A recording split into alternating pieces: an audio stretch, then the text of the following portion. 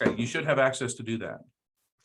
And I thought I would kind of do things a little bit differently. You guys, we got a small audience here, so if you guys are all right with it, I'll maybe start off with a joke, a couple of funny things, something different, if that's cool with you guys. Sure. All right. So, yeah, do you want to do a little bit of introduction, Ray, or do you want me to introduce you a little bit? Yeah, go right ahead. So Coach Ray's another coach with Tom Ferry International.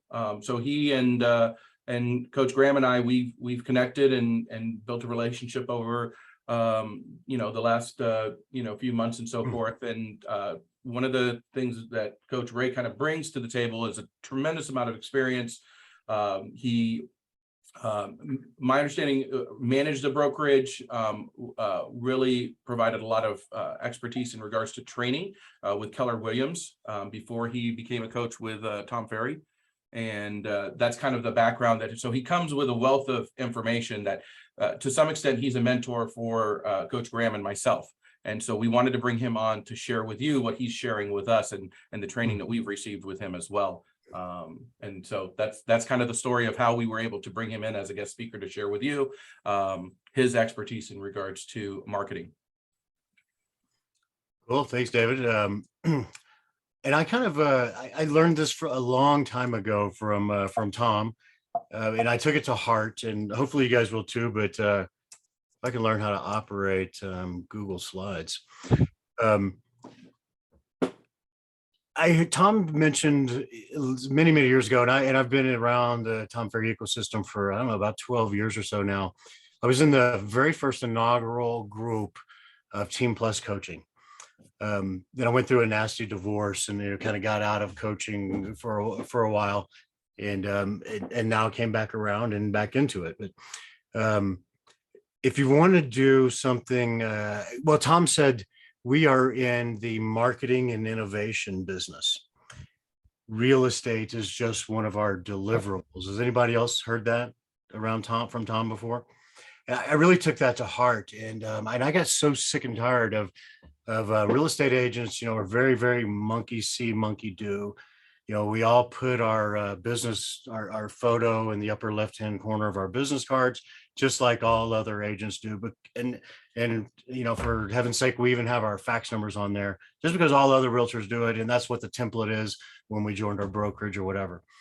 So I really tried to be the purple cow and stand out, be different. I study a lot of marketing outside of real estate now. Because I just got so sick and tired of being influenced by what other realtors are doing, and I wanted to be different. So I started learning a lot of stuff outside of real estate. But I thought this was appropriate. I want to make sure I put this in. But if I've seen further, I'm standing on the shoulders of giants. I did not come up with this stuff. I have stolen little bits and pieces from other marketers. And R&D it, as we put it in the Tom Ferry ecosystem, rip off and duplicate. But so these concepts and thoughts are not my own. I've R&D'd this from other people. So just put that out there in the beginning. We good? Clear? And this is the way I love to bring down a crowd, David and Graham. So if we can read this. So take any 100 people, started their working career. Now, this is according to the Social Security Administration, the start of their working career, and you follow them until they reach a retirement age. Here's what you will find. Now, this, again, Social Security Administration. 1 person will be wealthy. 4 will be financially secure. 5 will still be working, but not because they want to, but because they have to. 36 people will be dead. 54 will be dead broke, dependent on Social Security checks and relatives and friends and charity for minimum standard of living.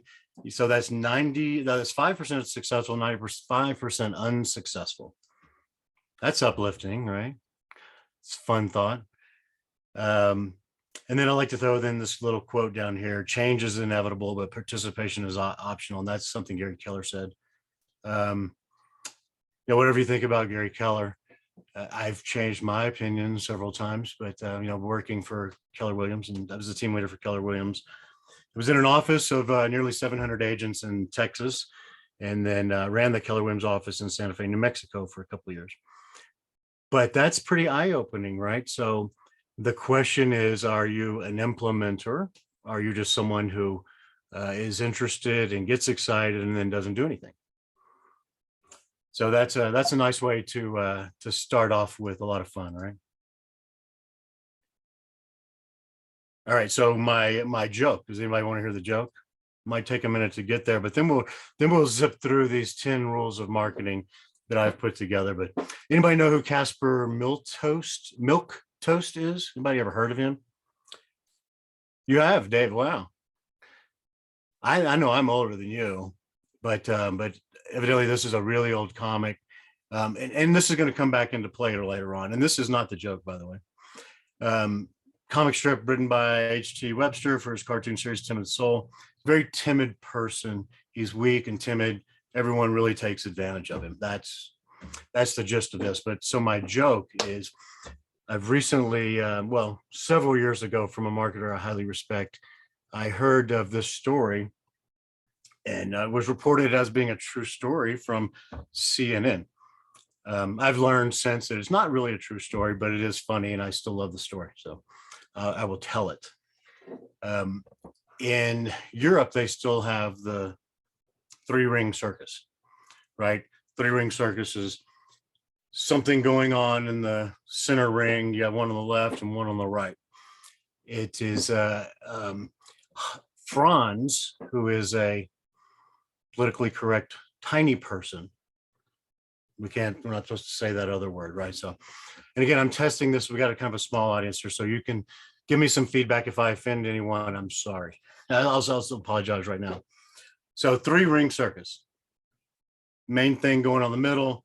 You know, you might have the lions in the middle and the hippopotamuses over here riding bicycles or whatever, and you might have a high-flying trapeze artist over on the left. So that's what was going on. Franz is a tiny person, and he is his act is that he does a trampoline act. He jumps up because he's so small and dense, right? He can really hurl himself way up into the air. He's done this for 29 years or something, right? He's never had an issue, no problems at all. He's so, and this is going to come back to referrals and having to get referrals. So hurls himself through the air like no other, does flips, you know, goes crazy. He's done this a million times. So this one time he is doing it, and he hits the trampoline, and he hits just off center of the trampoline, hits him onto the kind of the edge of the trampoline. So now he's flying in a huge arc instead of straight up like he normally does. And the hippos are over on this side. And the hippos are used to being, you know, they're riding bicycles and all that, but they're used to being fed fish. And they, you know, the trainer throws a live or a whole fish to them, and the hippo opens his mouth and just swallows it whole. So Franz is flying through the air, and he looks like a big giant fish coming to this hippo. Hippo opens his mouth, boom, and just swallows Franz whole. Crowd's going crazy, think this is the greatest thing they've ever seen in their life, right? The best three-ring circus show. And they rush the hippo back and give it, you know, the veterinarian is checking it out, and it's too late. Franz has died inside the stomach of this hippo. And again, the crowd thinks that this is the best show they've ever seen. And the circus owner is thinking, wow, you know, everyone's standing and applauding, and the circus owner is thinking, wow, how do I duplicate this again tomorrow? So you think, do I need to get a mini person every single day to keep running this show, or what? So trying to get referrals. How do you make this thing happen the same way every day, right? Of course, we can't do that. But I've again, since I've learned that this is not true story. This was all false, but I still love the story. And I may not have told it as well as I could, but did anybody think that was funny, or did I offend anyone by that? All right. So that's the story of Franz, the little person. Better than the downer story of the Social Security Administration. All right, 10 rules of copy. Number one, 10 rules of marketing to get the best response you can possibly get from your marketing. All right. Number one, there always has to be an offer. There will always be an offer. Branding. You know, what do other realtors put out there? I'm number one, 20-year-old glamour shot photo from the mall that they look nothing like anymore. Everything I touch turns to sold, all that crap that nobody cares about. That is branding. There always needs to be an offer. There should be a Godfather type of offer, an offer that's so strong, you know, that they are compelled to reply, to opt into whatever it is you are offering. We might go through a couple of examples here later. All right. That clear? There's always got to be some sort of a reason for them to reach out. Why does my not respond? All right. Number two is there will be a reason for them to respond right now. You got to think of them as like a big, giant, fat sloth. To the picture of the sloth in the background, sitting on a couch. What is you want that person, the offer to be so strong that they will get up off of that couch with a plate of ribs that they're eating, you know, food all over their mouth. What will get them off the couch, go over to the phone or go to their computer, go over to their iPhone and opt into your offer? There has to be a reason right now. That could be limited time. Now, that's not always applicable for real estate, but scarcity is a really good reason. You know, there's only a few left. We're only doing this for, you know, this next couple of months, whatever it might be. Think about it. It's going to take some time. You can't just come up with these offers on a whim. It takes some time to come up with a really good, strong offer. I thought of another photo, right? Homer Simpson sitting on a couch eating donuts. That's what this is. What's going to get Homer up off of that couch to opt in right now? It's got to be so strong that he wants to get up. Not easy to do. All right. Number three, there will be very clear instructions. When people are unsure of what to do, they do nothing. They don't opt in at all. Confused consumers do nothing. And most people can follow directions, right? But you've got to get them up off of that couch and you got to say, go here, click here, put in your name, first name here, last name here, put in your email address, your best email address, that kind of thing.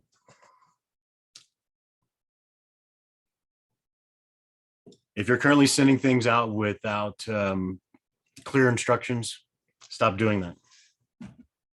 Most people don't send out anything at all with any kind of an offer. So, all right, number four.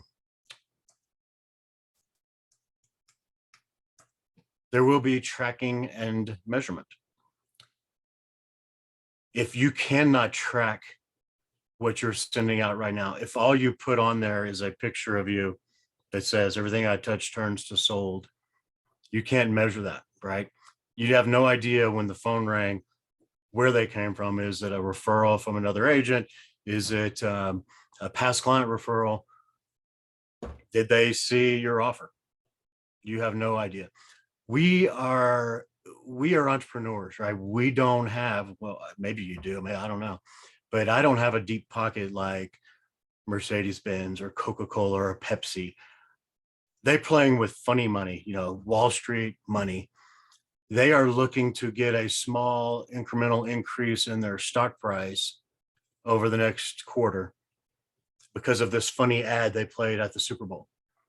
But they still have no idea on whether it gets a response or not. None. We don't have that kind of money. Don't try to play with the big boys.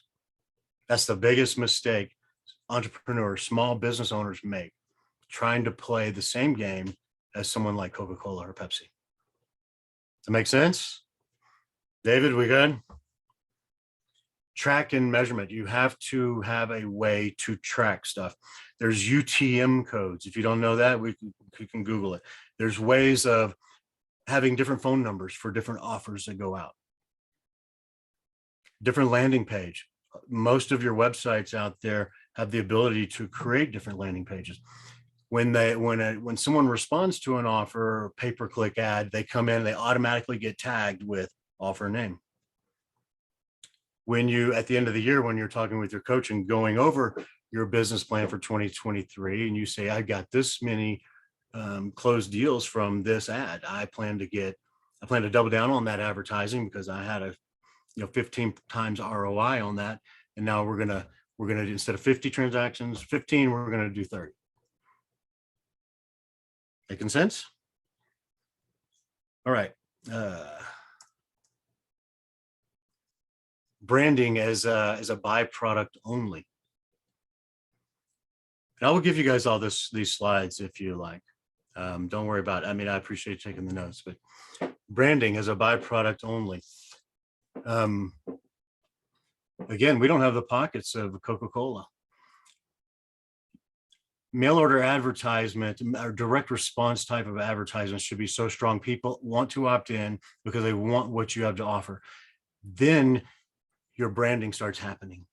Nobody cares about your picture, that you're number one in your market, any of that stuff. They're in it. They want to know what's in it for them. What's your offer that's going to benefit them right then? Once they go through with the transaction with you and they have a fantastic closing, that's when your branding happens. That's when they're going to brag about you because they feel like they sought you out and you didn't push yourself on them. So branding is going to happen secondly, before you write any kind of an ad. What's your follow-up plan? Most people throw up I'm going to send out this postcard. Well, cool. What happens if somebody opts in? I'm going to call them. And then what? I believe in creating evergreen follow-up content, which we can talk about later if you guys want. You want to have your 10 days of pain, right? Or your 10-day follow-up plan, whatever that might be. If you don't know what the 10 days of pain is, ask David, ask me, follow up. We've got it all. There's a whole script written out for your 10-day follow-up plan. But there has to be follow-up with every single ad you put out there. Otherwise, you are wasting your money. Tom Ferry, you've heard him say it a million times. The money is in the follow-up, period. You can't call him one time and say, oh, I'll forget it. This didn't work. You want to double, triple, quadruple your ROI on an offer, on some piece that you put out, have a follow-up plan that lasts years. I teach something to my coaching clients and that I've done myself is the two email a week.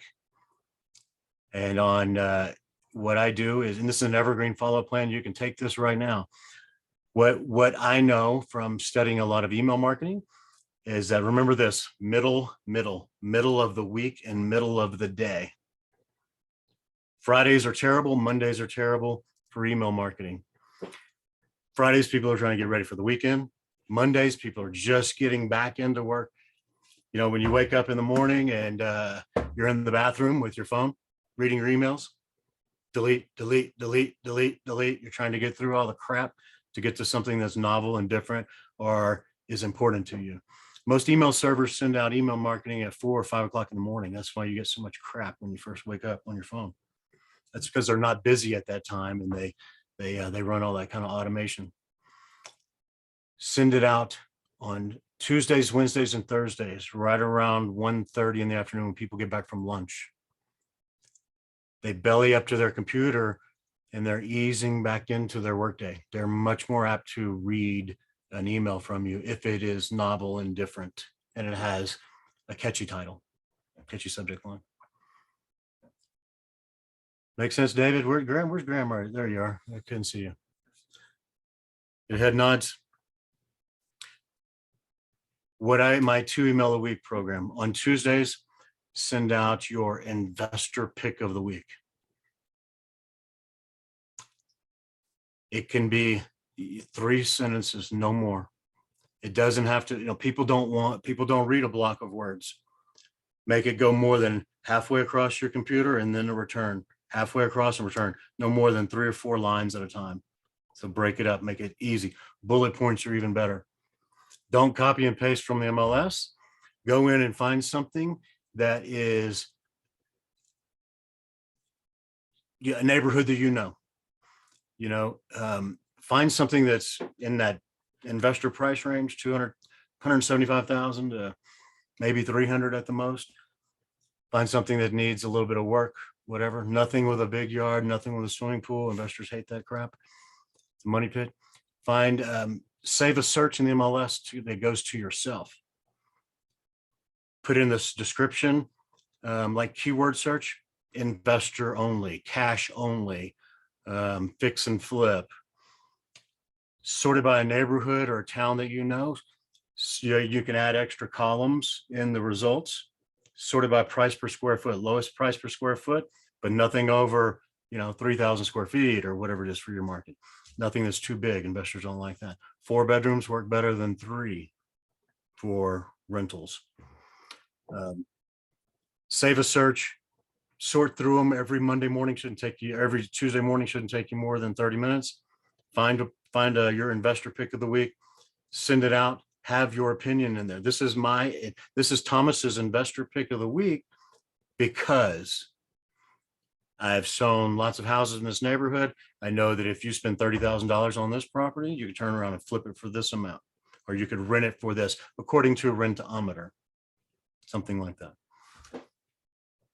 That's why this is my investor pick of the week.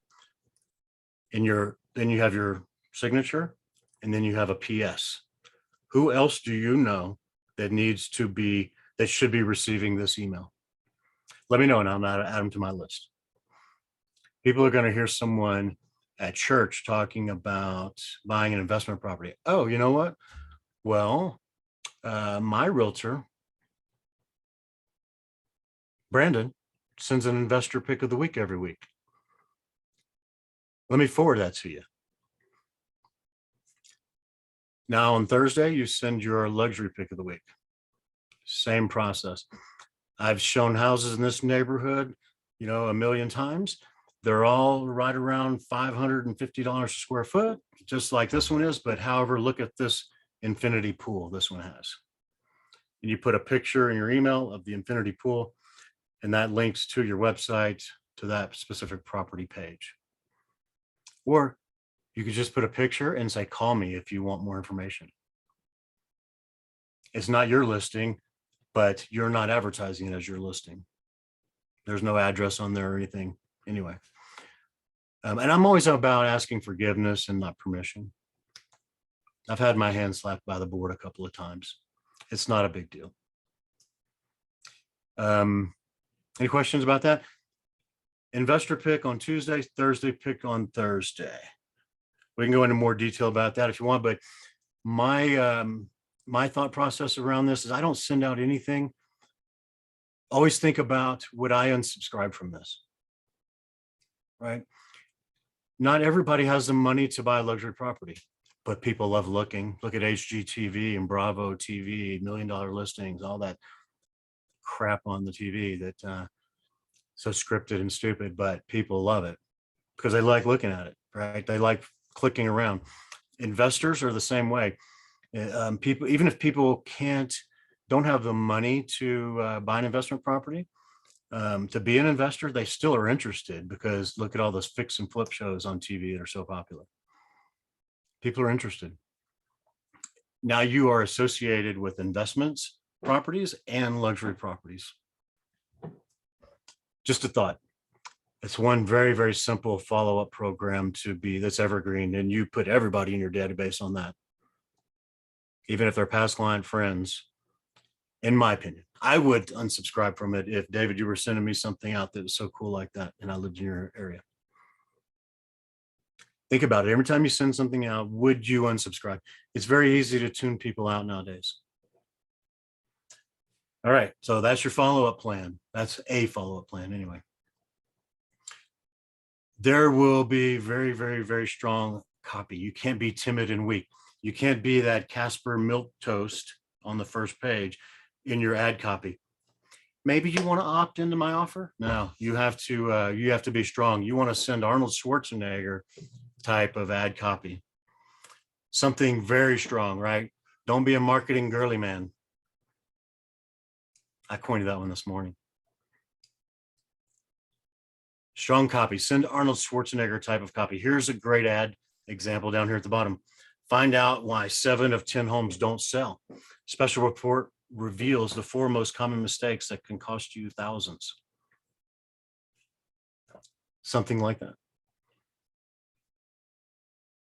What would be wrong with having that on the homepage of your website? Everybody who went there saw that. You ever see those analytics from your website? How many visitors are on your website all the time? And but boy, you only get a couple of opt-ins. About an investor. The 3 things you absolutely must know if you're going to buy an investment property. Fill out this form. You know, first name, last name, email address. That's all you need. Then what happens after they opt in? Investor and luxury pick of the week every single week. Grow your list and serve the list.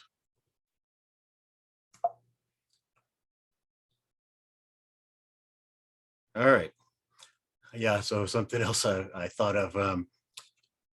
Two common mistakes that most people make when they're writing their copy. Writing factually and professionally rather than emotionally. Don't try to be professional. Write like I'm talking to you now. Write like you're talking to your best friend.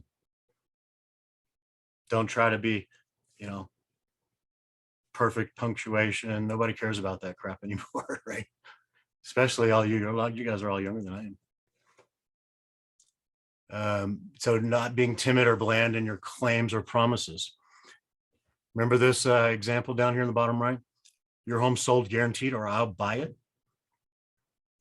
I do a guarantee type of program for my geofarming, but your guarantee can be whatever it is you want it to be. It can be 1% back. It can be $500 back, $1,000 back. Your home sold in 60 days or less at my price or more. The guarantee can be whatever you want. And I remember this quote from Zig Ziglar. Timid salesmen have skinny kids. All right. In general, it will look like mail order advertising. Very cheesy looking, right?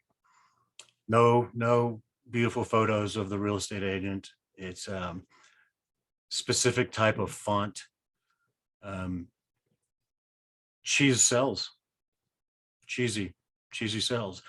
It's not the beautifulness of the ad or the offer. It's the copy that speaks to people. And you don't want everybody in the world opting in to your offer, interrupting someone's Facebook feed with a home valuation. Get your free home valuation. I'm sorry if you guys, any of you have that on your right now, you're running an ad for that. I'm sorry. But it's terrible. You're interrupting people's news feed. They're wanting to look at friends' photos, right? They're on Facebook or Instagram looking at photos of their high school buddies. They're not there. They didn't type in, what's my home value? You're just interrupting their newsfeed. Yeah, okay, I'll opt in. And then people say, well, these leads suck. Well, they do suck. You just got somebody to click on it. They have no inkling of selling. They're just curious what they're at. Sure, I'll click on it. I'll find out what my home value is. Again, those are bad leads. You end up chasing a lot of bad leads. I'm not saying Facebook is terrible, but the ad copy has to be right for the audience. Okay. So in general, it will look like mail order advertising, and that speaks to people who have an interest in what you're offering, whatever that offer is.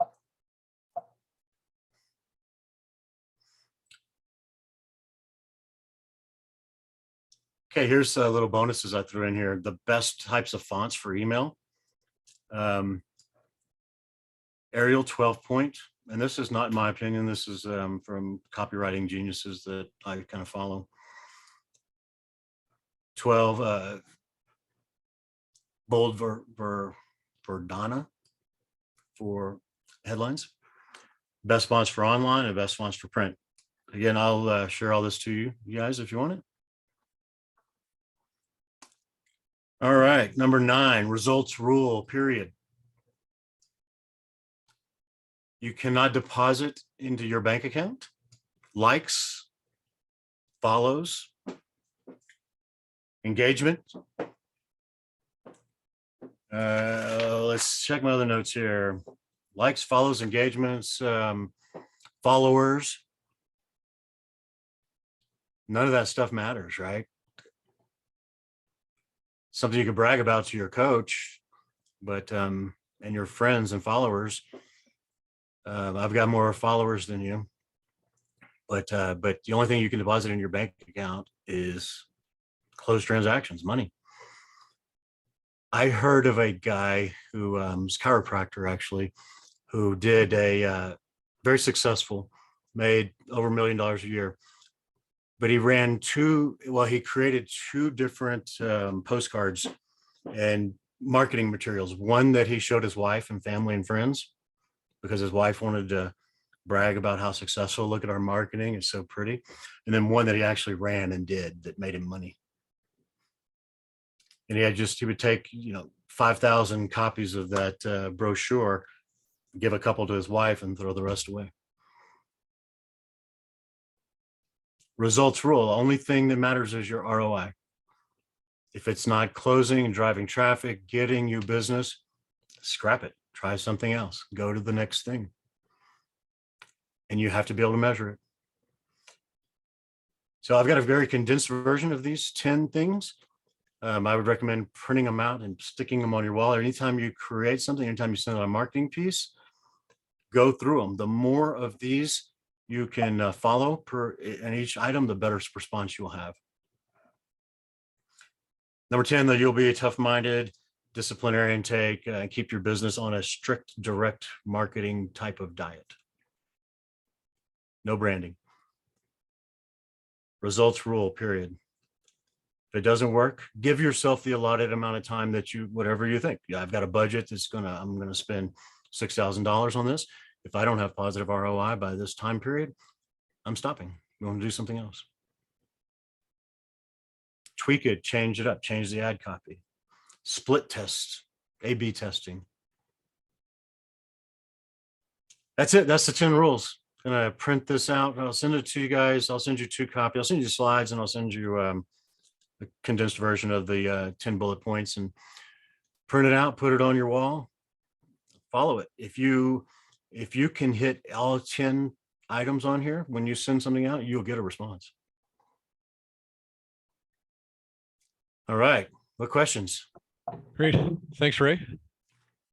You do have some time for some questions here? Yeah, I can stay, Rod, a little bit. Okay, perfect. You had mentioned about UTM codes. Can you briefly explain those to everybody? Yes. Let's see. There's some UTM trackers. There's Google Doc spreadsheets. All it is if you click on it, start paying attention to this. When you click on something and you go to, oh my gosh, okay, look at like who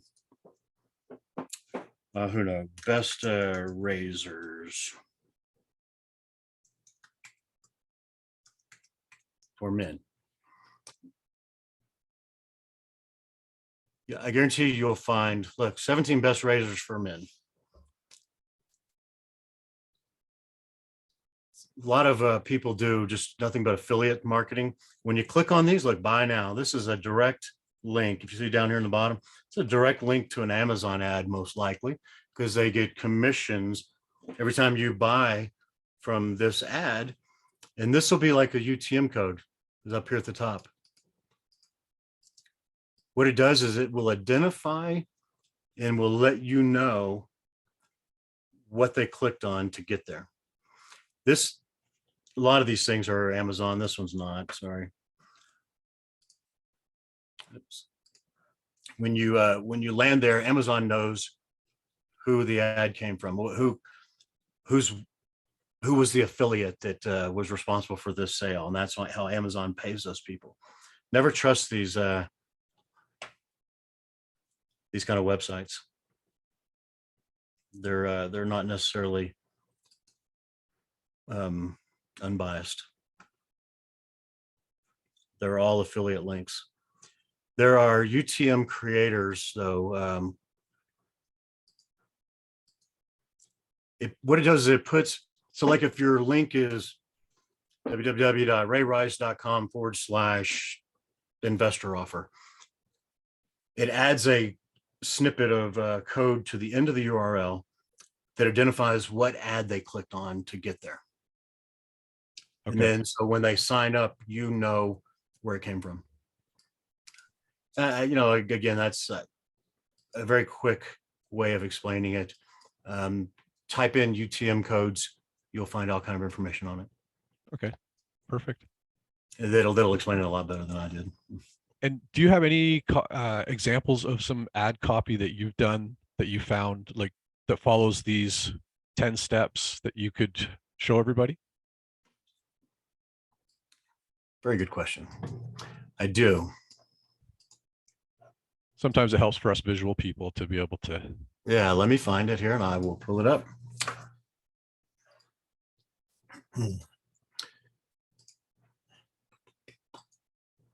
While Ray is looking for that, specifically for my coaching clients, one of the things we'll want to do on our coaching call is to kind of recap this. You will get the video and we'll put it in Slack, and you'll have it in your history as far as being able to download it. But what are your golden takeaways? I'm not going to tell you what mine are because I've got some here. And then I will go back. I will give you my top quote from Coach Ray from this training was grow your list. And I believe he said, serve your list. Grow your list and serve your list. That's something we've been talking about, right? He said, don't be like Coke, right? You can't compete with Coke. They've got too much money, but I'll tell you, Coke wants your list, right? And you can provide a personal touch to your list like Coke couldn't do, right? And so keep that in mind. So, don't be afraid of the big guys because they want your list as well, but you have that personal touch, boots on the ground to be able to protect your client base and be successful in your business. So grow your list and serve your list. Wherever you're at in your list, build it back. So that was my top quote from Coach Ray. You're going with quotes, man. I could have come up with some better ones. Yeah, I like that. Well, that was the one that I took away. Yeah, everybody's going to take their own quote away that, and if I go back and watch the training again, I'm probably going to draw some more things out of it. But I do have a whole bunch of golden takeaways. Yeah. That's what I'm calling them, golden takeaways. But for my coaching clients specifically, I'm looking for some golden takeaways that you got from this. Specifically, one of the things that I think some of you are going to benefit from is the investor pick. I think a couple of you, we've already even talked about that a little bit in our coaching about an investor pick to provide. And sorry, Ray, are you ready to go? Yeah, I am. All right, I'm gonna drop off now. Like Coach Ray. No, it's fine. Before I show this, so you guys got to promise not to share this with anybody. This is secret sauce. This is why you sign up for coaching right here. This is going to pay for your coaching. All right. So what if you had on the bottom of your email signature these 3 free offers? Or are only the ones that maybe if you have a website and you send out, save property searches, you put this email signature down at the bottom. I know you're not ready right now, but when you are ready, here's 3 free offers you might want to take advantage of that we offer. Number 1 is our pinpoint price analysis, where I'll come out, I'll take a look at your house, and I'll let you know exactly the exact price I can get for your house or higher, guaranteed. And your guarantee is sell it in 60 days or less, guaranteed. And your guarantee again can be $500 back, 1% back, whatever it is you want to do. Number 2 is my room by room review. I'll come out and I'll spend about an hour. I'll walk around your house with you and I'll make notes. I'll let you know exactly what you need to do to get your house ready to sell for the most amount of money, least amount of time, least amount of stress. Number 3 is we could even potentially put your house in our silent auction, meaning You won't have to do open houses. I've got a huge database of people, or my company has a huge database of people who are looking for homes in your area. We could potentially sell it without having to stick a sign in the yard, having to do open houses.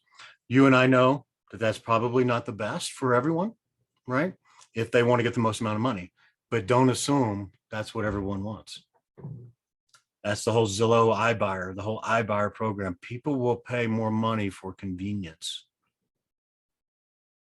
They'll pay 7, 8% instead of 6% just to walk away right now. So don't assume we know, but you and I know to get the most amount of money, it's exposing it to the masses, putting it on the market, open it up to everyone, make sure it's on Zillow, all that.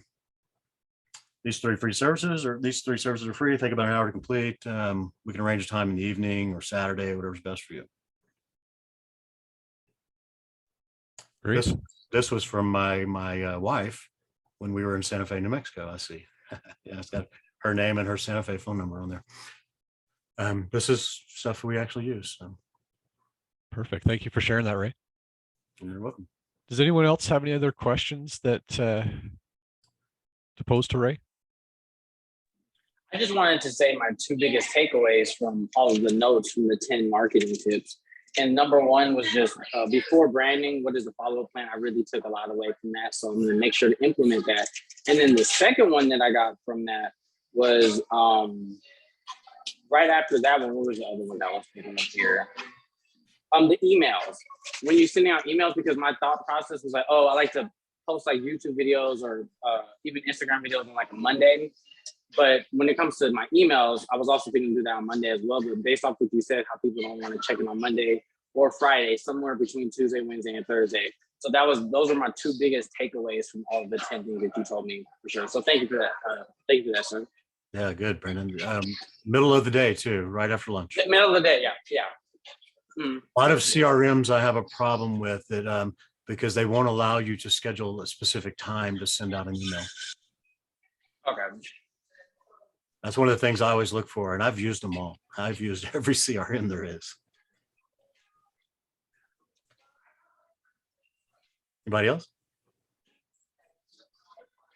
I can add to that too. I was just talking to Coach David yesterday for a coaching call about tracking and measuring. My biggest thing, I work alongside my mom, who's been in the business for 16 years. I was licensed back in July, but I've been working with her since I was 17.